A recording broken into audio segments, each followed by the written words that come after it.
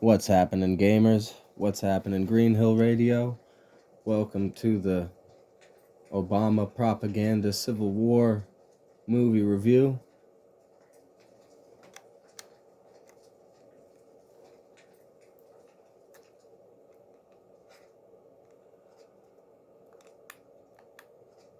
I'll start right off the bat by saying I thought it was an interesting choice to go with sort of a detached perspective from the action going on, ramping up the action from the minimalist approach that I feel like the first movie takes to a almost kind of-ish Battlefield LA feeling sort of level of battle, but while having this detached perspective from just being the cameraman. I thought that was an interesting direction to go in.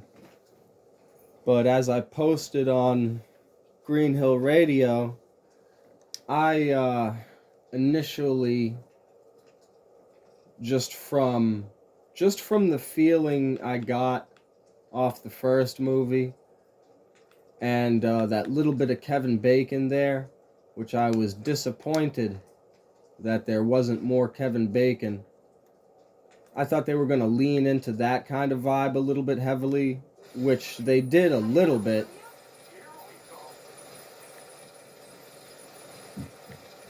With the "what kind of Fallout fan are you" guy.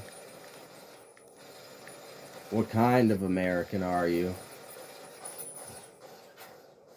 But that was it, and I was disappointed to not see some more Kevin Bacon. That was basically it.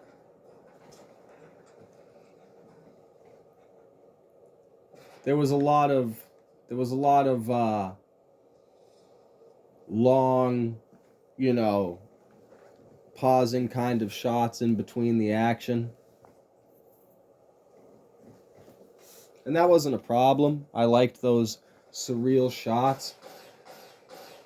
And I'm coming at this with my own sort of interesting take because I'm being, just like I was with the last movie, kind of impartial.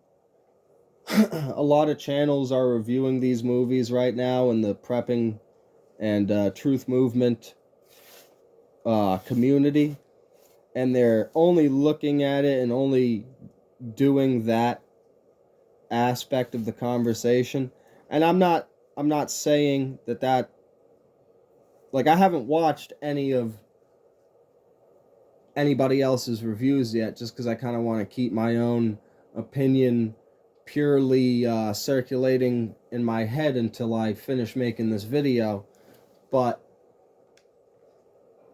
from the way people talked about the last movie, I'm just kind of assuming that that's what it's going to be. I didn't watch like Angry Joe's review of it.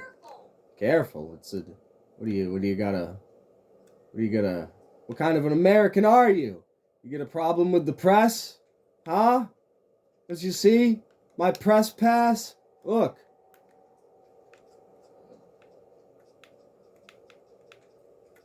Well, these are empty bullet casings, and that may not look good, but that's definitely not it. What the fuck? I got some dog tags around here somewhere. Hey, look.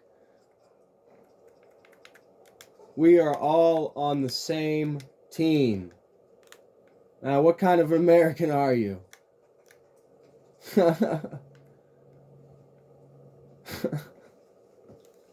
But, yeah.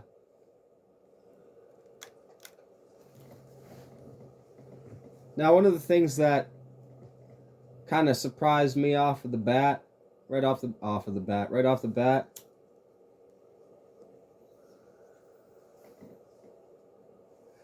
it also surprised me how little it surprised me.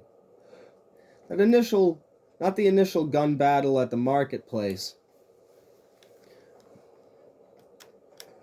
but that second gun battle that happens when they're all getting drunk, when they're all chilling, and the drunk driver guy is like, oh, we should go and, check out that action over there, blah, blah, blah. And they go over the next day and film it.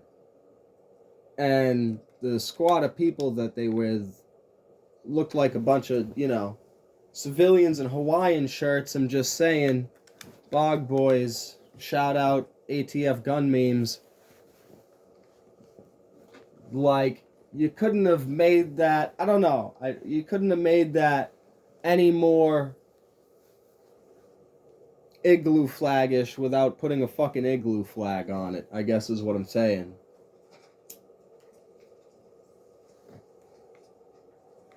That's just where my mind immediately went when I saw that.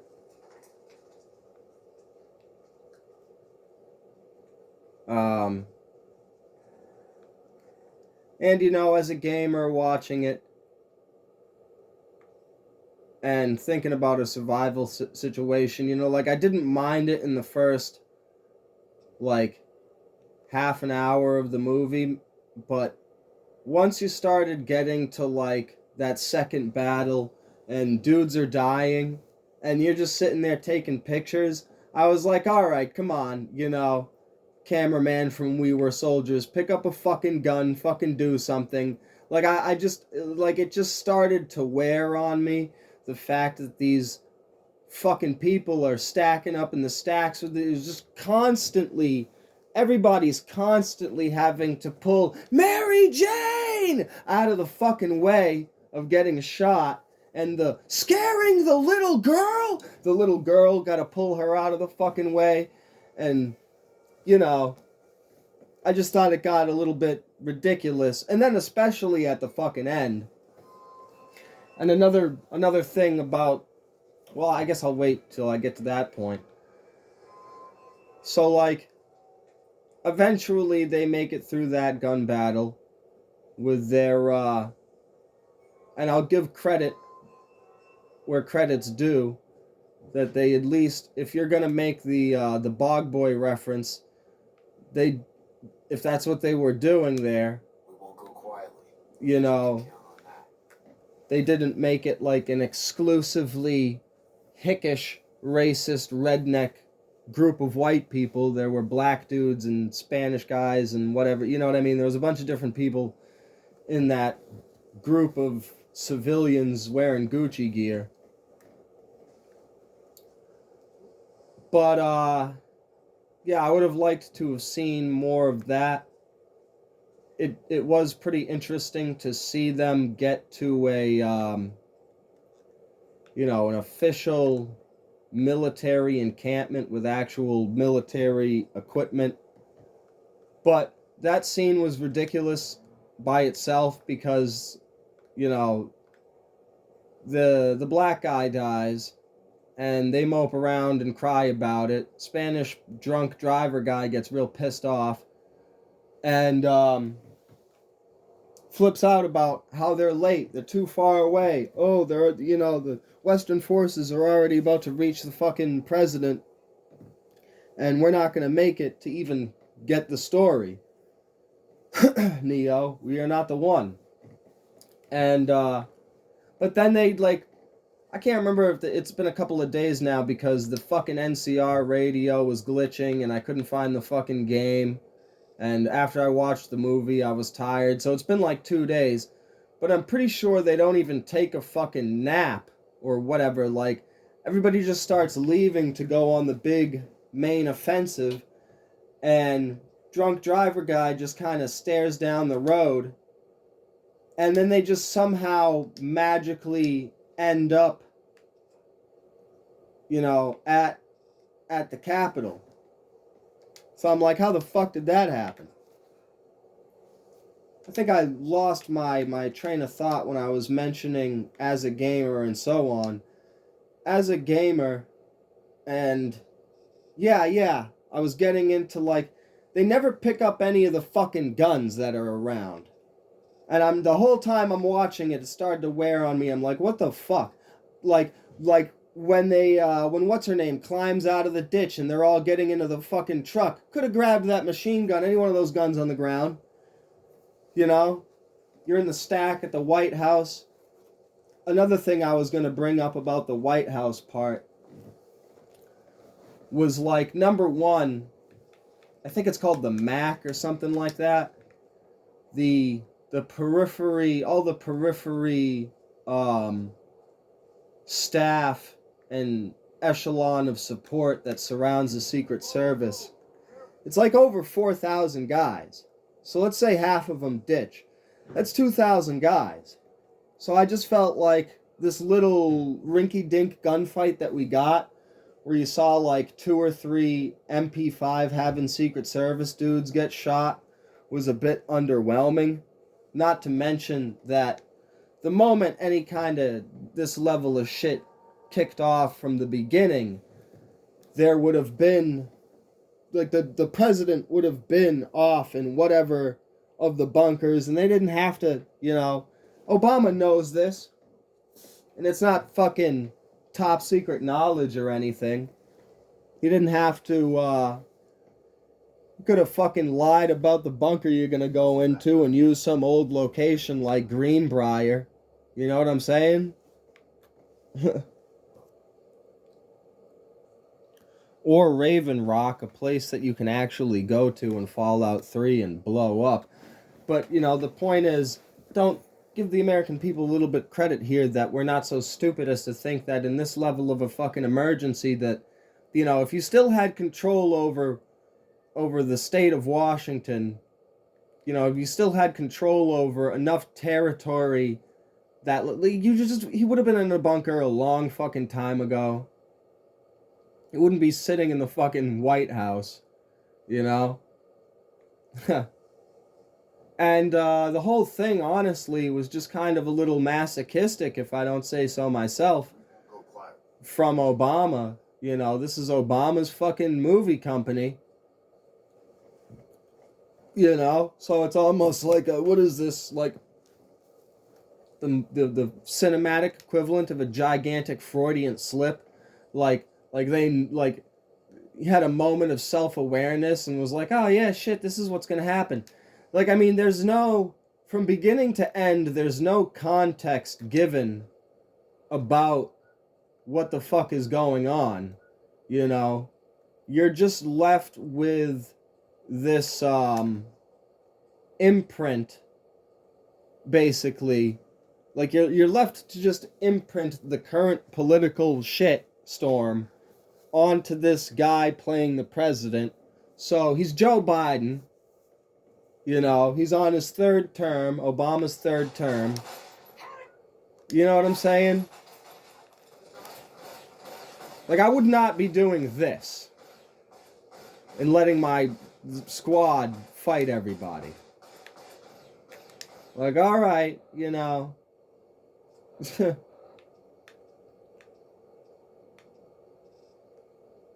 This is gonna be redonkulous. Got the Blade Runner pistol.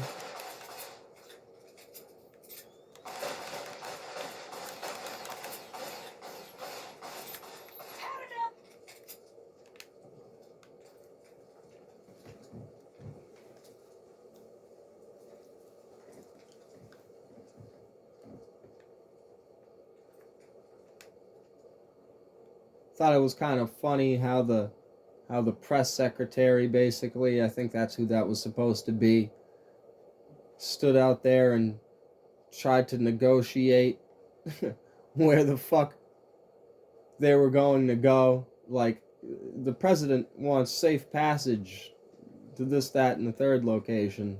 Fucking Greenland and New Zealand, I think, were some of the options put out on the table.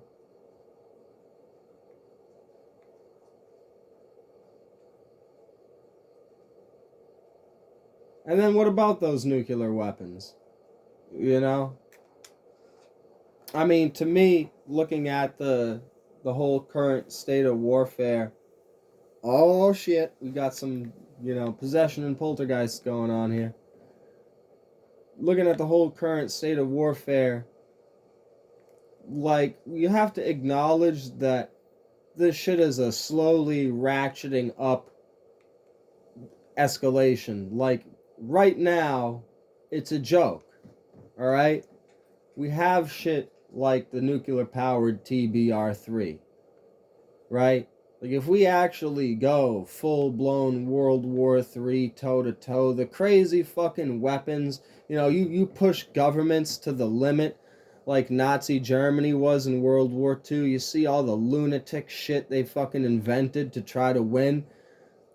I can't imagine what kind of insanity will come out of the government bunkers if the government is actually pushed to the limit and thinks it's going to be destroyed, you know?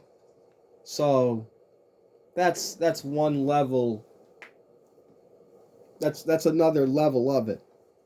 Then you got to debate like the whole, well, are you really I don't know, like we're assuming this movie is assuming, I guess, that all the bunkers have been taken over, cuz that's the only way that I can explain that he's still sitting there in the fucking Oval Office.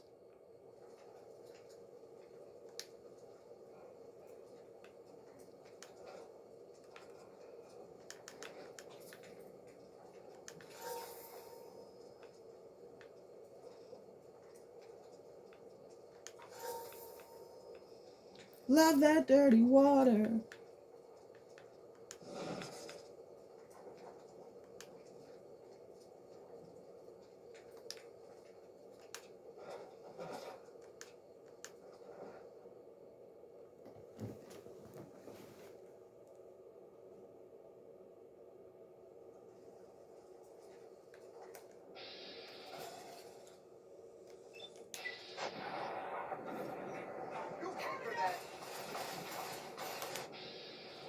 Oh shit, I don't even know if I'm going to be able to defeat Caesar and all his guards.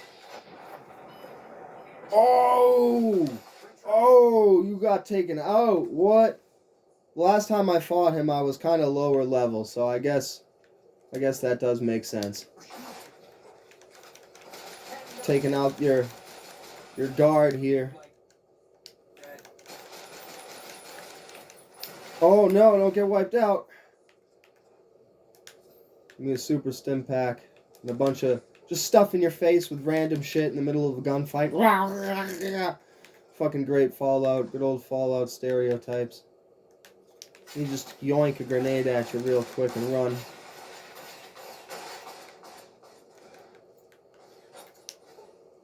Oh no. Oh! Did I die? Oh, shot Ganon in the dick a couple of times, but he'll be okay. He's got that armor. Time to do my due diligence as a journalist. So my biggest problem, I guess, with the movie is that there was no, it didn't really hook in to the first movie like I thought it was gonna. There was no Kevin Bacon. There was no context as to what was going on. It basically is predictive programming at its finest, because you're totally left with this, oh no, not the Ranger. You're totally left with this scenario to imprint what's going on today onto it. Like, this is obvious divisionary shit and only more blatant because it's the fucking Obama's production company. And what's up with all those container ships crashing into shit conveniently after Leave the World Behind? You know? So on our timeline of events, we're currently at container ships crashing into things and smart cars acting funny. So how long do we have until we hit Civil War? Right? That's my question.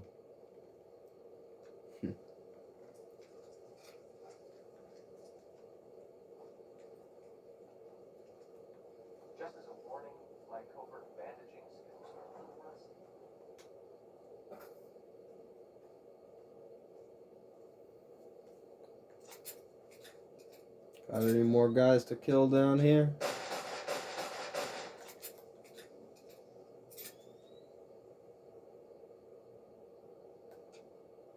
No? Well, I guess that's... Let me ponder for a second and think if I got anything else to add to this. I mean, as far as the movie goes, like I said, everybody's performances were good. I would say watch it, but, keep in mind what it is. Yeah, I guess that's it. Like, subscribe, stay tuned. See you next time. Peace, yo.